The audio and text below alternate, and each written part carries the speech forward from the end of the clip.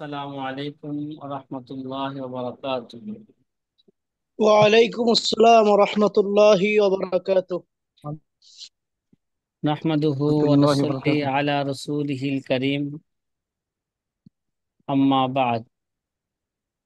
فقال النبي صلى الله عليه وسلم: من يريد الله به خيرا يفقهه في الدين، أو كما قال عليه الصلاة والسلام। যে প্রিয় আজিজ ছাত্র ভাইরা, আলহামদুলিল্লাহ, যে ফতোয়া বিভাগের একটা মেয়ারি কিতাব, অন্যতম গুরুত্বপূর্ণ একটি কিতাব, কাওয়াইদুল ফিকহি, আল কাওয়াইদুল ফিকহিয়া, এই কিতাবের মূল আলোচনা ইনশাআল্লাহ এখনই শুরু হতে যাচ্ছে। আপনাদেরকে আগেও বলেছিলাম, এই কিতাবের মধ্যে মূলত 5টা কিতাব আছে। তার মধ্যে থেকে দুটি কিতাব আমাদের মানহাজের অন্তর্ভুক্ত। প্রথম কিতাব আল কাওয়াইদুল ফিকহিয়া, দ্বিতীয় কিতাব তারিফাতুল ফিকহিয়া। এ, প্রথম কিতাব আল কাওয়াইদুল ফিকহিয়া মধ্যে 426টি কায়দা আছে। ইসলামের শরীয়তের 426টি মূলনীতি আছে এই কিতাবের মধ্যে, বা এটাকে আমরা অন্য ভাষায় সূত্রও বলতে পারি। সূত্র, যে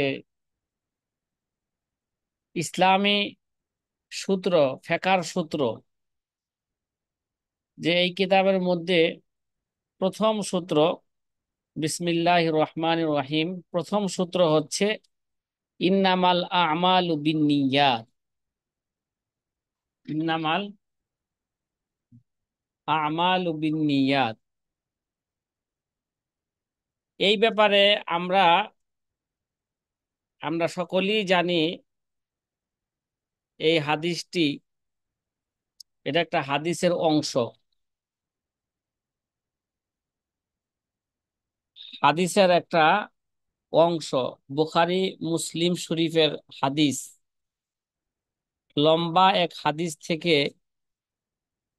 মূল শব্দ এখানে কায়দা হিসাবে আনা হয়েছে, ইন্নামাল আমালু বিন্নিয়াত।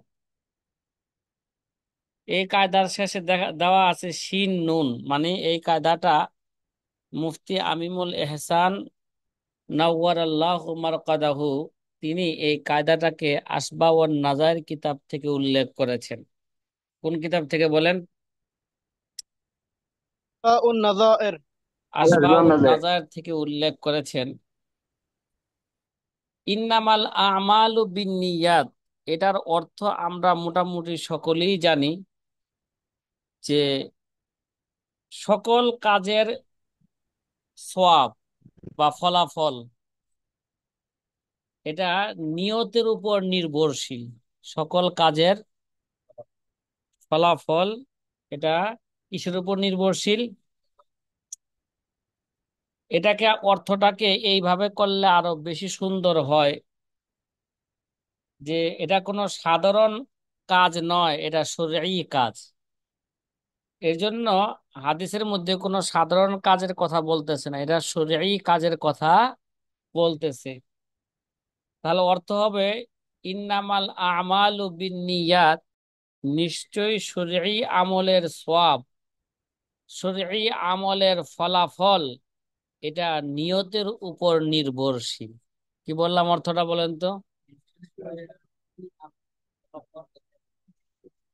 শরঈ শরীয়তের আমলের আমলের ফলাফল এটা নিয়তের উপর নির্ভর নিয়তের উপর কি নির্ভরশীল। নির্ভরশীল।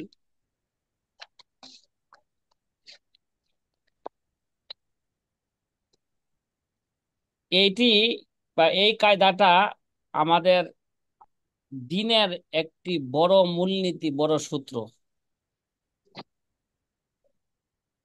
যে একটু আগে বলছিলাম যে এই কায়দাটা বুখারী মুসলিমের হাদিস থেকে কি করা হয়েছে, ইন্নামাল আমালু বিন্নিয়াত ইন্নামা লিইমরিইম মা নাওয়া ফামান কানাত হিজরতুহু ইলা দুনিয়া ইয়াসিবু বুহা আও ইমরাতিন ইয়ানকিহুহা ফাহিজরতুহু ইলা মা হাজারা ইলাই। এই হাদিস থেকে এই কায়দাটা কি করা হয়েছে, নেওয়া হয়েছে।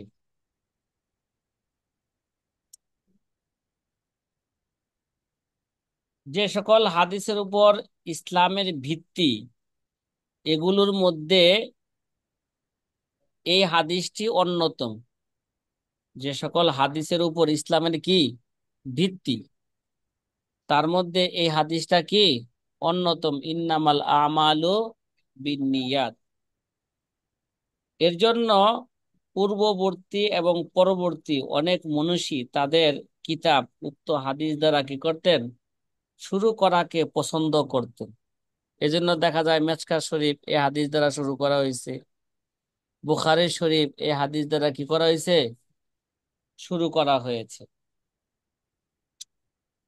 ইমাম আব্দুর রহমান ইবনে মাহাদি রহমতুল্লাহ আলাই বলেন, যদি কেউ কোনো কিতাব রচনা করতে চায় তাহলে সে যেন এই হাদিস দ্বারা তার কিতাবকে কি করে, শুরু করে। ইমাম শাফি রহমতুল্লাহ আলাই এই হাদিসের ফজিলত সম্পর্কে বলেন, ইন্না হাযাল হাদিস ইয়াদখুলু ফীহি নিসফুল ইলম। এটা ইমাম শাফির একটা কথা, আরো কথা আছে এই হাদিস সম্পর্কে। ইমাম শাফি রহমতুল্লাহ আলাই এই হাদিসের ব্যাপারে বলেন যে হাদিসের মধ্যে নিসফে এলেম, অর্থাৎ এলেমের অর্ধেক নিহিত আছে। এই হাদিসের মধ্যে কি আছে, অর্ধেক এলেম কি আছে এই হাদিসের মধ্যে নিহিত আছে। নিহিত। এটা ইমাম শাফির এই কথাটা যদি আমরা আসবাউন নাজারের প্রথম কায়দাও, এটা আসবাউন নাজারের, ঠিক আছে, ওখানে আছে লা সাওয়াবা ইল্লা বিন্নিয়াতি, কায়দাটা এইভাবে আছে, লা সাওয়াবা ইল্লা বিন্নিয়াত। এখানে কি আছে, ডাইরেক্ট হাদিসের শব্দ দ্বারা কায়দাকে উল্লেখ করেছে, ইন্নামাল আমালু বিন্নিয়াত। বিনিয়াত। ওইখানে কি আছে, লা সাওয়াবা ইল্লা বিন্নিয়াতি। লা সাওয়াবা ইল্লা বিন্নিয়াতি এটা আসবাউন নাজারের প্রথম কায়দা। এই কায়দাকে নিয়ে আল্লামা ইবনে নুজাইম রহমতুল্লাহ আলাই এত দীর্ঘ আলোচনা করেছেন। এই কায়দাকে সামনে রেখে এই কায়দা থেকে কি কি ফুরুই মাসালা, কোন কোন অধ্যায়ের মধ্যে, হ্যাঁ, এই কায়দাটা কি হয়, এই কায়দার সাথে সম্পৃক্ত আছে সকল বিষয়, আল্লামা ইবনে নুজাইম রহমান সেখানে বিস্তারিত আলোচনা করেছেন। ওই আলোচনা তাকে সামনে রাখলে ইমাম শাফি রহমতুল্লাহ এর কথা সহজে বুঝে আসে যে ইন্না হাযাল হাদিসা ইয়াদখুলু ফীহি নিসফুল ইলম, যে এই হাদিসের মধ্যে নিসফুল ইলম তথা ইলমের অর্ধেক কি আছে, অর্ধেক নিহিত আছে এই হাদিসের মধ্যে, এই কায়দার মধ্যে। কেননা দেখবেন যে আমলের সম্পর্ক হয়তো দিলের সাথে হয়, অথবা এই দিলের সাথে হয়, যেটা আত্মিক আবাদত বলে, কলবি আবাদত বলা হয়, কি বলা হয়, অথবা বাহ্যিক অঙ্গ প্রত্যঙ্গের সাথে হয়ে থাকে। আপনারা যেমন দেখবেন যে আহকামুল মিরাসের মধ্যে, আহকামুল মিরাজকে এই এলমুল ফারায়েজকে অর্ধেক এলেম বলা হয়েছে, ঠিক না? কি বলা হয়েছে এটাকে, ওইটাকে নিসফুল এলেম বলা হয়েছে। কেন নিসফুল এলেম বলা হয়েছে, তার বিভিন্ন কি আছে, কারণ উল্লেখ করা হয়েছে।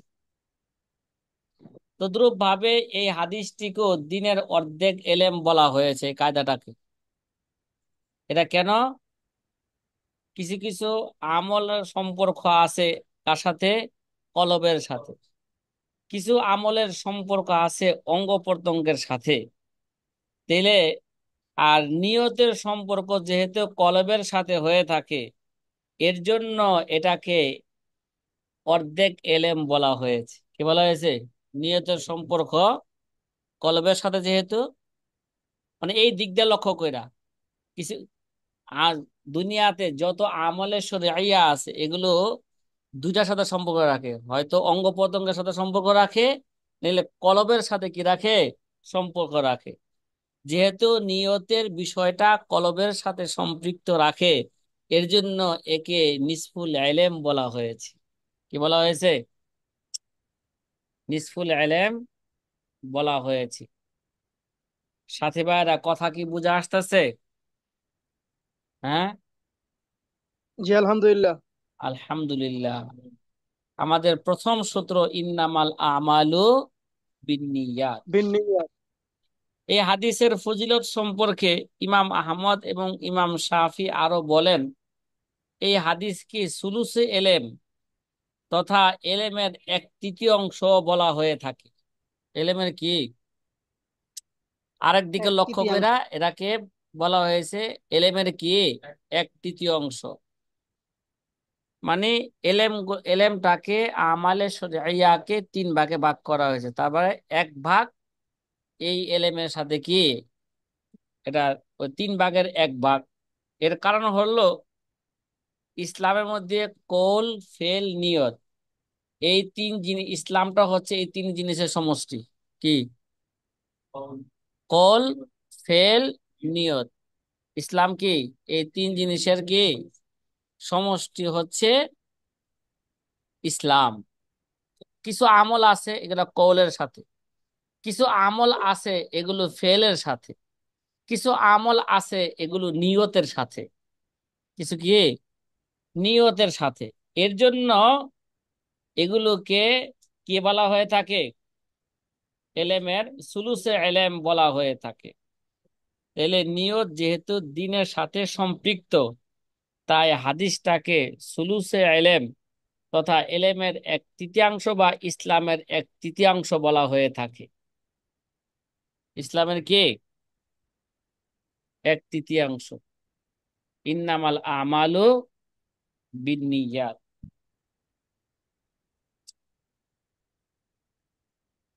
এই সূত্রটা সকল শরঈ আমলে প্রযোজ্য হবে। কি ভাই? এই জন্য আমরা অর্থই কি বলছি, ইন্নামাল আমাল মানে শরঈ আমল। নিশ্চয়ই শরঈ আমলের সওয়াব বা শরঈ আমলের ফলাফল কিসের উপর নির্ভরশীল? নিয়তের উপর কি নির্ভরশীল। সাথী ভাইরা কথা কি বোঝা আসতেছে? হ্যাঁ, জি আলহামদুলিল্লাহ। আলহামদুলিল্লাহ। যে আমরা বলতেছিলাম যে এই সূত্রটি বা এই নীতিমালাটি সকল শরঈ আমলের মধ্যে এরা জারি হবে। শরঈ আমলের মধ্যে কি হবে? এটা এরা প্রযোজ্য হবে, প্রয়োগ করা হবে। এখানে আমল দ্বারা উদ্দেশ্যই কি ভাই? শরঈ, শরঈ আমল। কেননা শরীয়ত প্রণেতা শরীয়ত সিদ্ধ আমল ব্যতীত অন্য কোনো আমল নিয়ে আলোচনার প্রয়োজন মনে করেন না। শরীয়তের প্রণেতা শুধু কি করবেন? শরীয়ী আমল নিয়ে কি করবেন? সে আলোচনা করবেন। শরীয়ী আমল ছাড়া অন্য আমল নিয়ে কি আলোচনার কোনো কি করেন না, প্রয়োজন এটা মনেও করেন না। তাছাড়া সামনে যে হিজরতের এই হাদিসের সামনে হিজরতের কথা বললেন না, ফামান কানা হিজরতুহু ইলা দুনিয়া ইয়াসিবুহা আও ইমরাতিন ইয়ানকিহুহা ফাহিজরতুহু ইলা মা হাজারা ইলাই। এই হাদিসটির মধ্যে হিজরতের কথা বলা হয়েছে। হিজরতের কথা বলার দ্বারাও বোঝা যায় এখানে শরঈ আমলে কি উদ্দেশ্য। ভাই কিরে ভাই, হিজরত হিজরত করা এটা হচ্ছে ইসলামের একটা শরঈ একটি আমল। তো এই হাদিসের শব্দ দ্বারা বোঝা যাচ্ছে এই জায়গায় ইন্নামাল আমালু দ্বারা উদ্দেশ্য আমালে শরঈয়া। আমালে কে শরঈয়া। তাইলে আমল দ্বারা আমলের সওয়াব উদ্দেশ্য এখানে। কি রে ভাই, এজন্য অর্থই কি বলছি, এজন্য কায়দা উল্লেখ, আসবানাজার কায়দা কি উল্লেখ করছে? লা সাওয়াবা ইল্লা ইল্লা বিন্নিয়াত। বিন্নিয়াতি। কথা ভাই, লা সাওয়াবা ইল্লা ইল্লা বিন্নিয়াত। বিন্নিয়াত। এই জায়গায় আমল দ্বারা, আমলের শরীর সওয়াব উদ্দেশ্য কি ভাই? আমল দ্বারা উদ্দেশ্য এখানে কি? আমল দ্বারা আমলে শরীর সওয়াব উদ্দেশ্য। এখানে সিহতে আমল তথা আমল বিশুদ্ধ হওয়া উদ্দেশ্য, নাকি আমলের সওয়াব উদ্দেশ্য? এই প্রশ্নের উত্তর হলো সকল উলামায়ে কেরাম এই ব্যাপারে একমত যে আমলের সওয়াবের উপর কি নির্ভরশীল, সিহতের উপর না। এই ভাই, কোনো ব্যক্তি যদি নিয়ত করে যে আমি সাথে থেকে পড়বো না, নিয়ত করছে পড়বো না, তারপরে পড়া গেল, তা আমল হয়েছে না এটা? আমলটা হয়েছে কিনা, আমলটা সহি হয়ে গেছে কিনা, পড়াটা সহি হয়েছে না? তাহলে বোঝা গেল এখানে সিহতের উপর না, আমল কি সওয়াবের উপর। মানে শরীঈ আমলের সওয়াব নির্ভর করবে কিসের উপর? নিয়তের উপর। কিসের উপর? নিয়তের উপর। তাহলে আমলের সওয়াব নিয়তের উপর নির্ভরশীল। সে আমলটা দুই ধরনের হইতে পারে। একটা হচ্ছে আমলে মাকসুদা, আর আমলে কে গায়রে মাকসুদা। কিছু আছে এবাদতে মাকসুদা, আর হলো কি এবাদতে কে গায়রে গায়রে মাকসুদা। মাকসুদ। যদি আমলে শরীর যদি আবাদতে মাকসুদা হয়, কি ভাই, ওই জায়গায় তো ওটা সিহত, ওটা সহি হওয়ার জন্য নিয়ত লাগবে, আবার সোয়াব পাওয়ার জন্য কি লাগবে? নিয়ত লাগবে। আর আবাদতটা যদি আবাদতে গায়রে মাকসুদা হয়ে থাকে, তাহলে সিহতের জন্য নিয়ত প্রয়োজন নাই, কিন্তু সোয়াবের জন্য নিয়ত প্রয়োজন আছে। সোয়াবের জন্য কি আছে? নিয়ত নিয়ত প্রয়োজন প্রয়োজন। আছে। সাথী ভাইরা কথা কি বুঝতেছেন? হুম। জি এই আলহামদুলিল্লাহ। এই কথাটাকে আবার বুঝেন, যে এখানে আমল দ্বারা আমলের সোয়াবই উদ্দেশ্য, ঠিক না? সিহত কি নয়, উদ্দেশ্য নয়। অর্থাৎ আমলে শরীঈ যদি আবাদতে মাকসুদা হয়, তাহলে ওই আমলের নিয়ত করলে এর প্রতিদান দেওয়া হবে, এবং শরীয়তে তা কি হবে? গ্রহণযোগ্য হবে। আর যদি নিয়ত না করে তাহলে সওয়াব হিসেবে পাবে না। কি পাবে না ভাই? আবাদতের মাকসুদা কারে বলে? হুম। মুখ্য ইবাদত, মুখ্য ইবাদত। কথা কয় যেমন না। নামাজ, রোজা। না, বুঝছি তো, আপাততে মাকসুদার কোনো ই নাই, সংজ্ঞা নাই।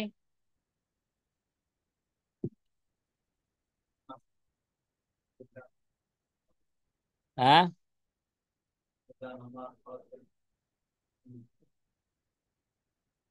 এবাদতে মাকসুদা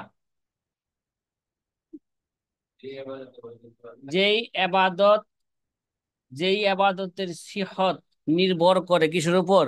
নিয়তের উপর। নিয়ত যদি কি না হয়, নিয়ত যদি না পাওয়া যায়, ওই আবাদত কি হবে না, এটা শুরুই হবে না। আমল হইলো কিছু, কিন্তু কি হবে না, আমলটা কি হবে না? সিহত হবে না, সহি হবে না। তাহলে আরেকটা বিষয় এখানে আমরা আলোচনা করতে পারি, সেটা হচ্ছে এই আমল সহি হওয়া এরা নিয়তের উপর নির্ভরশীল কিনা। আমল সহি হওয়া, তাহলে সিহতে আমল তথা আমল সঠিক হওয়া সংক্রান্ত আলোচনার জন্য আলাদা অধ্যায় দরকার, যেখানে যেখানে আমরা কি করব, এজন্য আলাদা অধ্যায় আমরা আসবাব নাজারের মধ্যে সেখানে কি করব, বিস্তারিত আলোচনা করব। তবে এই ব্যাপারে একটা খোলাসা কথা হচ্ছে, যদি কোনো আমল এবাদতে মাকসুদা হয়, কি হয়? এবাদতে মাকসুদা হয়, যেমন নামাজ, রোজা, জাকাত, হজ। দেখেন, হজ হজ তো শুরুই হইব না যতক্ষণ পর্যন্ত কি তার মানে আমরা বলি তালবিয়া, যে যাকে আমরা অন্য ভাষায় বলি এহরাম বাঁধা। কি বাঁধা? ঠিক না? হজের এহরাম বাঁধা। এহরাম কাকে বলে? এহরাম বলা হয় নিয়ত করার পরে তালবিয়া পাঠ করার নাম এহরাম। কি বললো? হজের নিয়ত করার পরে তালবিয়া পাঠ করার নাম কি? এহরাম। এই দুই জিনিসের সমন্বয় বলা হয় কি? এহরাম। তাহলে নিয়ত না কইরা তালবিয়া পাঠ করলে হজের এহরামি কি হইব না? শুরু হইব না। তাহলে বোঝা গেল হজটাও কি? এবাদতে মকসুদা। রোজা, জাকাত, নামাজ, এগুলো সবগুলা কি? এই জায়গায় নিয়ত না পাওয়া গেলে নামাজই সহি হইব না, সব তো দূরের কথা। জাকাতের মধ্যে জাকাতের নিয়ত না পাওয়া গেলে জাকাতই সহি হইবে না, কি? সব তো কি? দূরের কথা। তাহলে আবাদতে মাকসুদা এই জাতীয় আবাদত সকল ইমামের ঐক্যমতে নিয়ত ছাড়া এগুলো কি হবে না? সহি হবে না। কেননা যখন নিয়ত পাওয়া যাবে না তখন বলা যাবে যে আমলগুলো কোনো উদ্দেশ্যই করা হয় নাই। কি করা হয় নাই? নিয়ত না পাওয়া গেলে আমলে কোনো কি করা হয় নাই? আমলের উদ্দেশ্যই করা হয় নাই, যে না আমলগুলোর অস্তিত্বই হয়নি। কেননা আমল ফলাফল মুক্ত হলে সেটা কোনো আমলই ধরা যায় না। আমল যদি কি হয়? ফলাফল মুক্ত হয়, সেটা আমলে কি ধরা হয় না।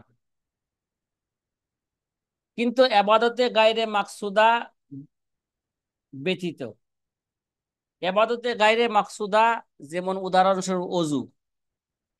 কি ভাই? অজু এটা নামাজের একটা উসিলা, মাধ্যম। এটা আসলে আসল মুখ্য এবাদত নয়। ঠিক না? নামাজই তো আসল উদ্দেশ্য।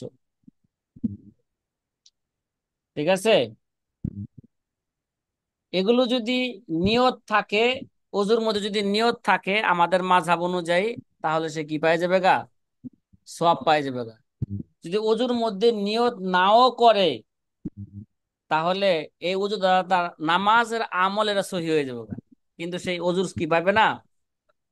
সওয়াব পাবে না। ইন্নামাল আমালু বিন্নিয়াত। শরঈ আমলের ফলাফল, শরঈ আমলের সওয়াব, এটা নির্ভর করবে কিসের উপর? নিয়তের উপর।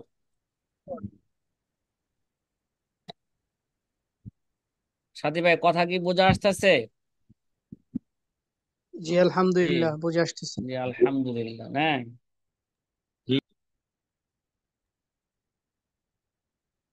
আর যদি নিয়ত না করে থাকে ইবাদতে গায়রে মাকসুদার মধ্যে, তাহলে নামাজের উসিলা হিসাবে এটা ওযুটা সহি হয়ে যাবে, সঠিক হবে।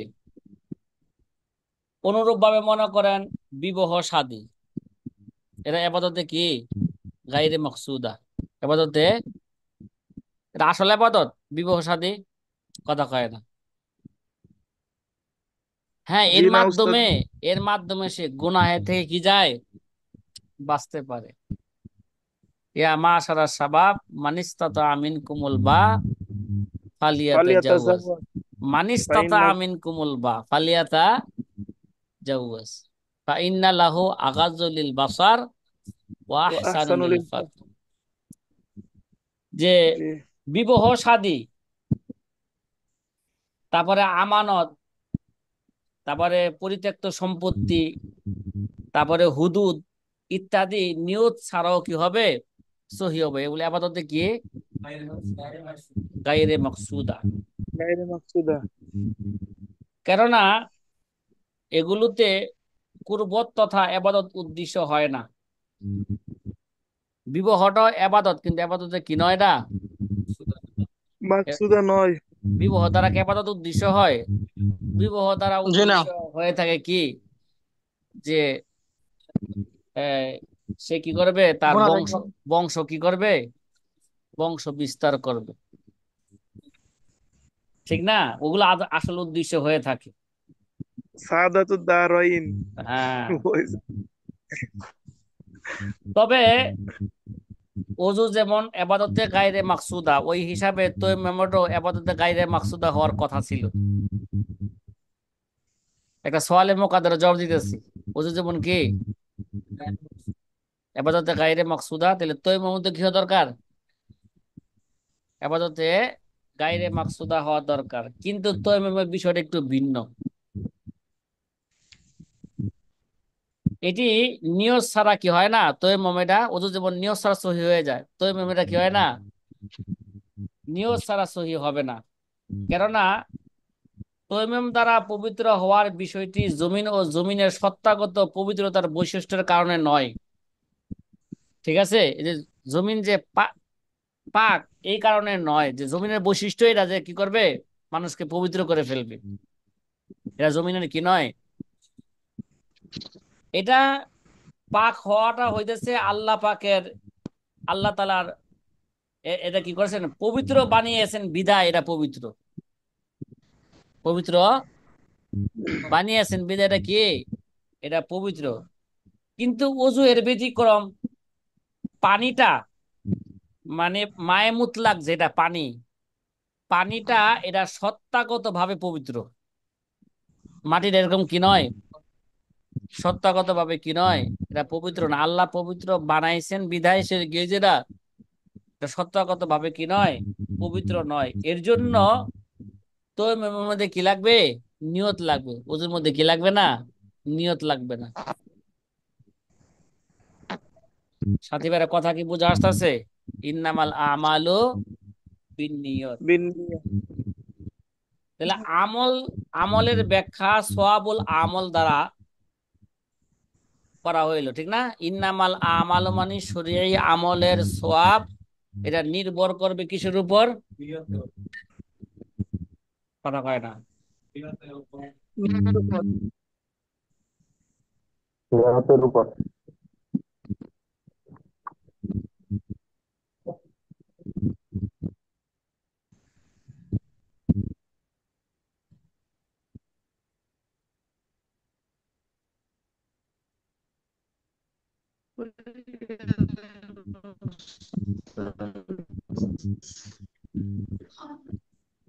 জি সাথী ভাইরা, যে আমলের ব্যাখ্যা করা হয়েছে কি সওয়াবুল আমল দ্বারা নাকি, মানে শরীয়ী, শরীয়ী আমলের সওয়াব। এখানে আমলের ব্যাখ্যা করা হয়েছে শরীয়ী আমলের সওয়াব দ্বারা করা হয়েছে, যেটা আমলের অস্তিত্ব নিয়ত ছাড়াও সম্ভব, কথা কয় না। বলছে শরীয়ী আমলের সওয়াব, এর আমল দ্বারা উদ্দেশ্য কি এই জায়গায়, শরীয়ী আমলের সওয়াব, এই ব্যাখ্যা করা হয়েছে। কেননা আমলের অস্তিত্ব এটা নিয়ত ছাড়াও সম্ভব, কথা কয় না। যেমন উদাহরণস্বরূপ আজকে গোপীবাগে ট্রেন লাইনে একটা ছেলে ট্রেনের ভিতরে কাটা পড়ছে, সে কি, সে কাটার জন্য নিয়ত করছিল, কথা কয় না। না।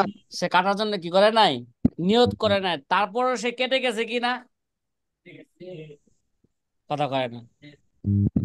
জি উস্তাদ। একটু আগে বলছিলাম কেউ মনে করেন সাথে থেকে নিয়ত করছে সে লাভ দিবে না, তারপরও পড়ছে, তো পড়া হয়েছে কিনা, হ্যাঁ, জি। কাজ হয়ে গেছে নাকি? তাহলে এর জন্য এখানে আমলের ব্যাখ্যা করা হয়েছে সোয়াবুল আমল, এই জন্য করা হয়েছে যেহেতু আমলের অস্তিত্ব নিয়ত ছাড়াও কি সম্ভব। যেমনটি আমরা প্রত্যক্ষভাবে দেখতে পাই যে মানুষের অনেক কাজ ভুলে সংগঠিত হয়ে যায়। যেমন উদাহরণ দিলাম, বাস্তব একটা উদাহরণ, কি বাচ্চাটা কি নিয়ত করছিল যে আজকে সে কি করবে, ট্রেনের তলে ট্রেনের পড়বে। তেলে তলে পইরা সে কাটা যাবে, নিয়ত সে করে নাই, তারপরে কাজটা কি হয়ে গেছে গা, সংগঠিত হয়ে গেছে, ঠিক আছে। এবং বাচ্চাটা এই কাটার জন্য সে কি করে নাই, নিয়ত করে নাই, করছে না বাঁচার জন্য নিয়ত করছিল, ঠিক না? কাটার জন্য সে কি করে বাঁচার নাই, জন্য। নিয়ত করে নাই। তাছাড়া শরীয়তের প্রণেতা তো কেবল আহকাম উল্লেখ করেন, তিনি বান্দার আমলের অস্তিত্বের ব্যাপারে কথা বলেন না। কি শরীয়তের প্রধান শুধু কি করেন? আহকাম নিয়ে এসে কি বলেন? কথা বলেন। বান্দার আমলের অস্তিত্বের ব্যাপারে কি বলেন না? কথা বলেন না। এই জন্য শরীয়তের প্রণেতার উদ্দেশ্য এই নয় যে আমলের অস্তিত্ব নিয়তের উপর নির্ভরশীল। নিয়ত না পাওয়া গেলে আমল পাওয়া যাবে না। তাহলে আপনি সারা জীবন খালি কি করবেন? নিয়ত করবেন যে আমি ট্রেনে তোলে পড়বো না, ট্রেনের সামনে দাঁড়ায় থাকবেন। এটা হবে? কথা কয় না। জি না জি উস্তাদ না। জি। তাহলে বোঝা গেল এখানে এখানে উদ্দেশ্য আমল দ্বারা আমলের সওয়াব উদ্দেশ্য। ইন্নামাল আমালু বিন্নিয়াত। শরীয়তের প্রণেতা আহকাম নিয়ে বিধি আহকাম নিয়ে আলোচনা করবেন, ঠিক আছে? দুনিয়াবি কোন আমল নিয়ে কি করবেন না? আলোচনা করবেন না। উস্তাদ জি, আমার একটা বিষয় জানার ছিল। জি। নিয়াতের ক্ষেত্রে কোনো ব্যক্তি যদি নিয়াত ছাড়া যদি আমল করে ফেলে, মানে ইবাদত করে ফেলে যদি নিয়াত ছাড়া, যেমন নামাজ পড়ার তার ওইভাবে নিয়াত ছিল না কিন্তু কোনো কারণে নামাজ পড়ে ফেলছে, তাহলে কি সে তার প্রতিদান বা সওয়াব পাবে? কিছু কিছু আমল আছে যে যেগুলো নিয়ত না করলেও সওয়াব পাবে। যেমন আপাতত গায়রে মাকসুদা কিছু কিছু আমল আছে, সে সওয়াবের নিয়ত না করলেও কি পাবে? সওয়াব সওয়াব পাবে। পাবে। কিন্তু আপাততে মাকসুদার মধ্যে কি পাবে না? নিয়ত না করলে সে সওয়াব পাবে না। যেমন মনে করেন নামাজ হাদিসের মধ্যে পাওয়া যায় যে বিবিকে যদি চুমা দেয় তাহলে সে কয় নাকি পাবে? 1-10। 10 কথা নাকি কয় না। পাবে? চুমা দেওয়া কি আপাতত মাকসুদা নি? হ্যাঁ, মনে করেন জি আপনি না। হাদিসের মধ্যে আছে আপনি ক্ষেতের মধ্যে ফসল লাগাইছেন, ফসল হয়েছে, এরা যদি পাখি খেয়ে ফেলে তারপর আপনি সওয়াব পাইবেন। কোন মানুষ যদি খেয়ে ফেলে সে কি পাইবেন? আপনি কি সওয়াব খাবার পাইবে। নিয়ত করছেন নাকি উল্টা? আরো পাখি খাইলে যদি দেখেন যে পাখি ক্ষেতের মধ্যে বসছে, উল্টা তীর মারেন, ঠিক না? পাখিকে আক্রমণ করেন। কোন মানুষে যায় আপনার বাগানের ফল ধরলে উল্টা যায় থাপ্পড় মারেন। কথা কয় না। কিন্তু হাদিসে কি আসছে? তোমার গাছের বাগানের ফল যদি কেউ খেয়ে ফেলে তাহলে বাকি তুমি কি করবে? তুমি তার সব প্রতিদান। পেয়ে যাবে। এই জন্য আপনার এই প্রশ্ন না করলেও আমরা এই বিষয়টা নিয়ে কি করতাম? আমরা আলোচনা একটু পরেই করতাম। তো নিয়ত ছাড়াও কি সওয়াব পাওয়া যায় কিনা? কি ভাই? জি। নিয়ত ছাড়াও সওয়াব সওয়াব পাওয়া পাওয়া যায় যায়। কিনা? এই উত্তরে বলবো হ্যাঁ। কিছু কিছু আমল আছে যে আমলের মধ্যে নিয়ত ছাড়াও কি পাওয়া যায়? সওয়াব সওয়াব পাওয়া পাওয়া যায়। যায়। সব সে পাওয়া আমলটা যায়। এবাদতে গায়রে মাকসুদ দিব। কে দিব? গায়রে আপাততে মাকসুদা। গায়রে মাকসুদা যদি হয়, কিছু কিছু আমল আছে হাদিসে সুস্পষ্ট আছে যেগুলো কি পাওয়া যায়? নিয়ত ছাড়াও কি পাওয়া যায়? সওয়াব পাওয়া যায়। এবার দেখুন, কোন পিতা সন্তানকে কিছু দিল, হাদিসে কি আছে? দিলে সে 2 সওয়াব পাইবে। একটা হলো তার আত্মীয়তা সম্পর্ক বজায় রাখার জন্য কি পাইবে? সে সওয়াব পাইবে। সওয়াব আর একটা দ্বিতীয় দানের কারণে। দ্বিতীয়ত হচ্ছে সে কি পাইলো? একটা দানের সওয়াব পাইলো। কিন্তু এখানে কি কেউ ছেলে সন্তানকে যে দেয়, পিতা মাতা সওয়াবের নিয়তে দেয় কখনো? এরা তার সন্তান হিসাবে দেয়। তারপরে সে কি পাই যাবে গা? সওয়াব সওয়াব পাই পেয়ে যাবে। যাবে। হাদিসের মধ্যে আসছে, যেটা একটু আগে বললাম, যে কোনো ব্যক্তি যদি তার স্ত্রীর মুখে খাবার লোকমা উঠিয়ে দেয়, হাদিসে আসছে, তাহলে সে কি পাবে? কথা কয় না। তাহলে এর দ্বারা সে কি পেয়ে যাবে গা? সওয়াব পেয়ে যাবে। সওয়াব পাবে। দেখেন না, আমাদের ডক্টর ইউনূস আমাদের প্রধানমন্ত্রী বর্তমানে নাকি, ওখানে জি। তার স্ত্রী নাকি তার কাছে এখনো নাকি কি, হ্যাঁ, বাচ্চা। এই জন্য 3 বেলা এখনো সে প্রতিদিন কি করে, যে এই 85 বছর খাইতে। বয়সে তার বউরে তার কি দেয়, তার খাওয়াই দেওয়া লাগে। সুবহানাল্লাহ। যে ডাক্তার ইনুস, সে তো ডক্টর ইনুস, সে তো কি করে না, এই বউরে যে লোকমা উঠায় দেয় মুখে, সে কোনোদিন সওয়াবের নিয়ত করছে? আল্লাহ দয়া করে তারে কি দিয়ে দিবেন? সওয়াব দিয়ে দিবেন। কথা কি ভালোবাসার পক্ষ। ঠিক আছে? জি উস্তাদ। অথচ ডক্টর ইউনূস এখানে কি করে নাই? সওয়াবের নিয়ত করেন নাই। ঠিক আছে, সওয়াবের নিয়তের কথা জানলেও অনেক সময় স্ত্রীর খারাপ লাগবে। ও তুমি তো আমাকে কি করো না, ভালোবাসা, ভালোবাসো না। তুমি আমার খাওয়া দিতেছো না, লোকমা দিতেছো না, ওই সওয়াবের পাওয়ার উদ্দেশ্য দিতেছে। এবার কথা কি বুঝতেছেন? জি জি উস্তাদ জি। উস্তাদ। হ্যাঁ, এবং সে মনে করবে, স্ত্রী মনে করবে যে আমি কি ফকির যে দানের খাবার খাবো আমি, কি কথা কি জি বুঝতেছেন? উস্তাদ। তো কিছু কিছু জি আমল উস্তাদ। আছে কি এদের কি পাওয়া যায়, নিয়ত ছাড়াও কি পাওয়া যায়, সওয়াব পাওয়া যায়। সব। ঠিক আছে, কথা কয় না। তাহলে জি উস্তাদ। জি উস্তাদ। নিয়ত ছাড়া যে সওয়াব পাওয়া যায় এটা কোন জায়গায়? এবাদতে গায়রে মাকসুদা বা এরা তাদের বাইরে গায়রে মাস। ইখতিয়ারি কাজের মধ্যে কি হইতে পারে এটা? বাইরে গায়রে গায়রে এখতিয়ার। ইখতিয়ারি কাজ না, কিসের মধ্যে? গায়রে গায়রে এখতিয়ারি। ইখতিয়ারি কাজ। যেমন রসুল করিম সাল্লাল্লাহু আলাইহি ওয়াসাল্লাম বলেছেন, যদি কোনো ব্যক্তি ফসল ফলায়, একটু আগে বলছিলাম, কোনো ব্যক্তি যদি কি ফলায়, ফসল ফলায়, ফসল। ফল ফলায়। এই বা বৃক্ষরোপণ করে, আর যদি তা থেকে কোনো প্রাণী অথবা মানুষ খায়, তাহলে এর দ্বারা সে কি হবে? সওয়াব পেয়ে যাবে। তাহলে বোঝা গেল, সব পাবে। সওয়াব পাবে, নিয়ত ছাড়াও সওয়াব পাবে কোথার মধ্যে?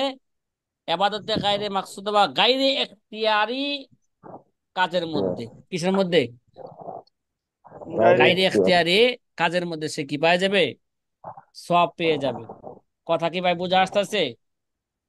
জি। জি উস্তাদ জি। আলহামদুলিল্লাহ।